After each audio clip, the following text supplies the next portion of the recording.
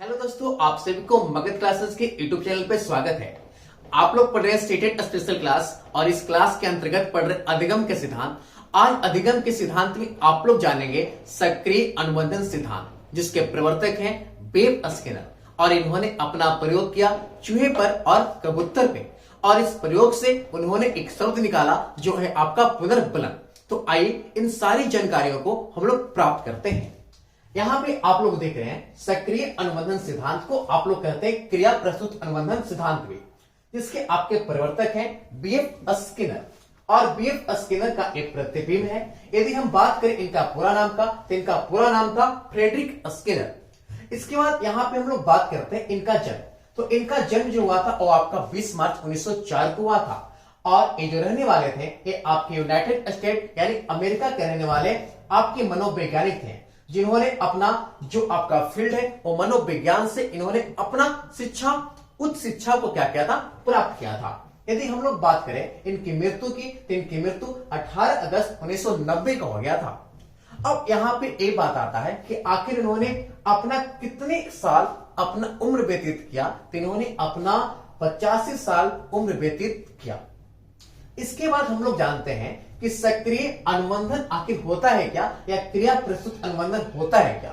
मैं आपको थोड़ी सी जानकारी बता दूं।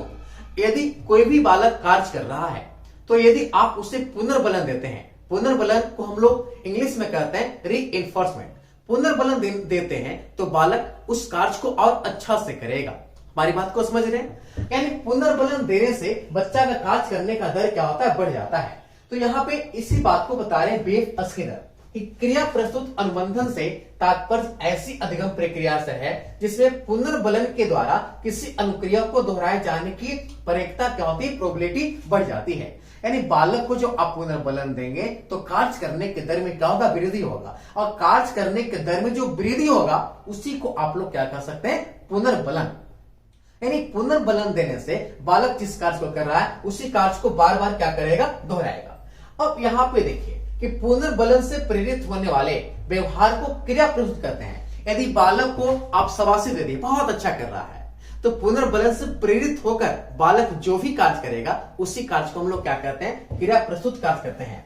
और क्रिया प्रस्तुत अधिगम सिद्धांत जो है उसका प्रमुख आधार थॉर्नडाइक के प्रभाव का नियम था। इसलिए स्किनर के इस सक्रिय अनुबंधन जो सिद्धांत है ये प्रभाव के नियम पर क्या है, आधारित है। ये आपके स्टेटेड के एग्जाम में प्रश्न आते हैं कि सक्रिय अनुबंधन सिद्धांत कौन से नियम पर आधारित है, तो आप लोग बताएंगे प्रभाव के नियम पर। अब इसके बाद हम लोग बात करते हैं कि स्किनर के चूहे में प्रयोग। स्किनर ने चूहे पे और कबूतर पे दो प्रयोग किया है ना। मैं आपको बता रहा हूं कि चूहे पे किस प्रकार से प्रयोग किया। यहां पे देखेंगे स्टेप 1।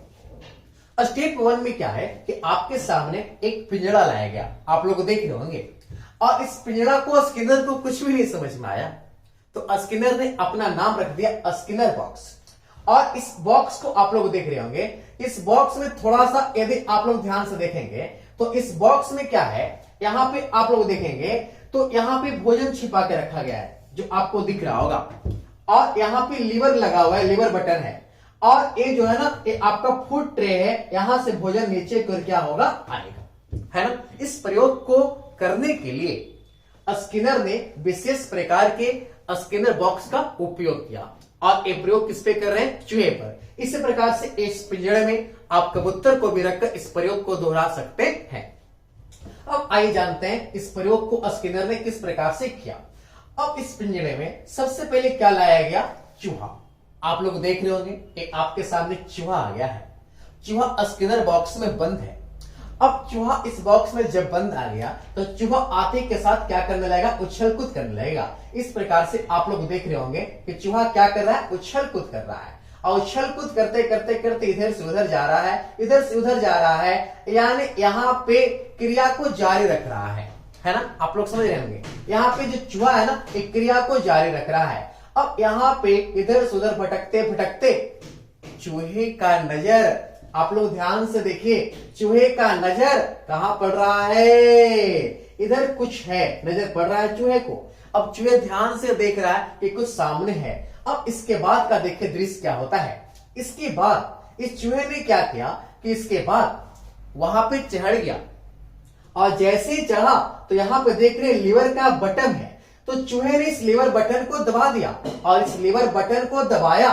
तो आप लोग यहाँ पे देख रहे होंगे कि लीवर बटन को दबाने से ये जो आप भोजन देख रहे हैं ना, ये भोजन दिख रहा है चूहा को। ये लीवर बटन दब गया, यहाँ पे आपको झका हुआ था, लीवर दब गया तो यहाँ पे क्या आ गया, भोजन। यानी लीवर दबाने से भोजन मिल गया। तो अब चूहा भोजन को क्या कर देगा, अब चूहा भोजन को क्या करेगा, आप ही लोग बताइए।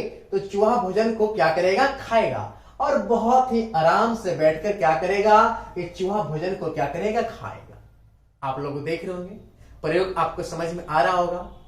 स्किनर बॉक्स में चूहा बंद है और चूहा के लिए भोजन लुका कर रखा गया है। क्या थॉर्नडाइक क्या किए थे कि बिल्ली तो सामने रख दिए थे, लेकिन स्किनर ने क्या किया, इस बॉक्स में भोजन है लेकिन मिलेगा नहीं जब तक आप कर्म नहीं करेंगे। कहा गया कि मनुष्य जैसा कर्म करता वैसा ही फल मिलता है। उसी प्रकार से यानी चूहे अपना कार्य को जारी रखा और इसको भोजन की क्या हुआ, प्राप्ति हुआ। इसके बाद स्किनर कहां रुकने वाले थे, स्किनर दोबारा इस चूहा को पकड़े और यहां पे फिर से इस चूहा को बॉक्स में डाल दिए। अब चूहा को जब यहां पे भोजन खा रहा था तो चूहे को यहां पे क्या मिला था, पुनर्बलन, रीइंफोर्समेंट। यानी चूहे ने भोजन को खा लिया था तो चूहे को क्या मिला था, पुनर्बलन। अब पुनर्बलन मिल गया तो पुनर्बलन मिलने से किसी भी कार्य को दोहराता है बालक, उसी प्रकार से चूहा भी यहां क्या करेगा, दोहराएगा। अब देखिए यहां पे क्या हुआ, पुनर्बलन मिलने के बाद क्या हुआ कि फिर से स्टेप 2 में उसी चूहे को यहां पे फिर से पिंजरे में बंद कर दिया गया। चूहा आ गया पिंजरे में। अब देखिए पहली बार क्या था कि चूहा बहुत बार इधर से उधर भटका था, लेकिन इस बार क्या होगा, पहले से ज्यादा भटकेगा कि कम। बच्चों का जवाब आ रहा है कम भटकेगा, बिल्कुल, क्योंकि चूहा को ना अंदाज मिल गया है कि लीवर दबाएंगे तो भोजन मिलेगा। तो अब देखिए यहाँ पे चूहे बहुत कम भटका और कम भटकते के साथ यहाँ पे चूहा अब सामने देख लिया है कि हमारा क्या है, लीवर है। अब चूहा आगे जाएगा और लीवर को दबाएगा और भोजन को क्या करेगा, खाएगा। और भोजन को खाएगा तो चूहे को क्या मिलेगा, पुनर्बलन। ये दूसरा प्रयोग गया स्टेप 2। इसी प्रकार से स्किनर अभी रुकने वाले नहीं है, फिर से इस चूहा को क्या किए, ये पकड़े और चूहे को फिर से पिंजरे में डाल दिए कि चलो एक बार तुम अंदर और चले जाओ। अब इस बार चूहा क्या, पहली बार चूहा कम से कम तो 10 मिनट इधर से उधर घुमा होगा, दूसरी बार चूहा मात्र 5 मिनट घुमा, तो इस बार कितना घूमेगा, 2-3 मिनट। अब चूहा यहाँ पे क्या करेगा, घूमेगा। यहाँ पे चूहा क्या करेगा, घूमेगा। आप लोग देख रहे होंगे चूहा यहाँ पे क्या करेगा, घूमेगा। चूहा इस प्रकार से घूम रहा है और लीवर बटन के पास बहुत जल्द पहुंच गया। अब लीवर को दबाएगा और यहाँ पे चूहा को क्या मिलेगा, भोजन। और भोजन मिलेगा तो बैठकर खाएगा और बैठकर खाएगा तो चूहे को क्या मिलेगा, पुनर्बलन। अरे वाह, चूहा तो सोच रहा है कि बहुत अच्छा है, बंद कर देता है, लीवर को दबा, भोजन मिल गया, कोई बात नहीं। अभी स्किनर रुकने वाले नहीं थे। अब क्या हुआ कि चूहे को अगली बार फिर से पिंजरे में बंद कर दिया गया। अब देखिए वही पिंजरा है और वही चूहा है। अब चूहा तो अब हिला और डायरेक्ट लीवर पर चढ़ गया। जो कार्य पहले 10 मिनट में हो रहा था वो आपको सेकंडों में हो रहा है। अब लीवर को दबाया, अब भोजन को खाया और चूहे को यहाँ पे क्या मिल गया, पुनर्बलन। क्या मिल गया, पुनर्बलन। यानी कहने का अर्थ है कि स्किनर विशेष रूप से क्रियाओं को जोड़ देते हैं। वे कहते हैं कि उद्दीपक की चिंता नहीं करो, क्रिया करते रहो, उद्दीपक खुद मिल जाएगा। इसलिए स्किनर के सिद्धांत को अनुक्रिया उद्दीपक सिद्धांत भी कहते हैं। यानी थॉर्नडाइक के प्रयोग को आप लोग क्या कहते हैं, उद्दीपक अनुक्रिया, एसआर थ्योरी। तो एसआर थ्योरी को बदलकर इसने क्या कर दिया, आरएस थ्योरी। अब यहाँ पे पुनर्बलन मिल गया। अब इसके बाद की कहानी को आप लोग समझिए। अब इस पूरे कहानी को आपको एक सारांश में बता दे रहा हूं। यहाँ पे आप लोग देख रहे हैं वही स्किनर बॉक्स से चूहा बंद है। प्रयोग किया स्किनर ने चूहा और किस पे, कबूतर पे। आप लोग यहाँ पे ध्यान से देखिए, स्किनर ने अपना प्रयोग किया किस पे, चूहा पे, और किसे प्रयोग किया, कबूतर पे। चूहा भी पिंजरे में बंद है और कबूतर भी पिंजरे में बंद है।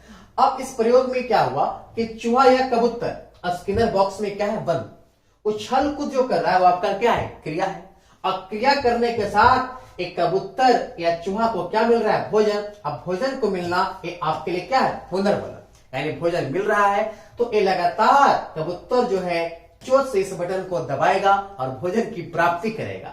इसलिए कहा गया है कि बच्चों को पढ़ाते समय शिक्षक को पुनर्बलन देते रहना चाहिए। एक टॉफी दे दीजिए, खेल खेल में पढ़ा दीजिए, कार्य करने के बाद बोलिए जो उसको पसंद है वो चीज ला दीजिए, बच्चा ज्यादा पढ़ेगा। यानी पुनर्बलन बालक को देकर पढ़ाना है। तो पुनर्बलन शब्द का प्रयोग सबसे पहली बार किसने किया था? स्किनर। अब यहाँ पे आप लोग बात को समझेंगे। जब एक प्रयोग हुआ तो पुनर्बलन शब्द आया। तो पुनर्बलन क्या है कि वैसी क्रिया जो अनुक्रिया की संख्या में क्या करता है? वृद्धि करता है। और इस प्रयोग से चूहे और कबूतर पे इस प्रयोग से इसके कुछ और भी नाम निकलकर सामने आते हैं, जो आपका क्या है? क्रिया प्रस्तुत अनुबंधन सिद्धांत। अनुबंधन तो आप लोग जानते ही हैं, आदम। जो इसने पावलोव, अनुबंधन का जनक कौन है? पावलोव। मैं आपको बता चुका हूं इससे पहले वाले वीडियो में। अब इसका जो अगला नाम है कि पुनर्बलन से प्रेरित होने वाले व्यवहार को क्या कहते हैं? क्रिया प्रस्तुत। यानी बालक को पुनर्बलन देंगे ना तो बालक कार्य को जारी रखेगा, इसलिए कहते हैं क्रिया प्रस्तुत। इसके बाद इसका एक और नाम क्या आया?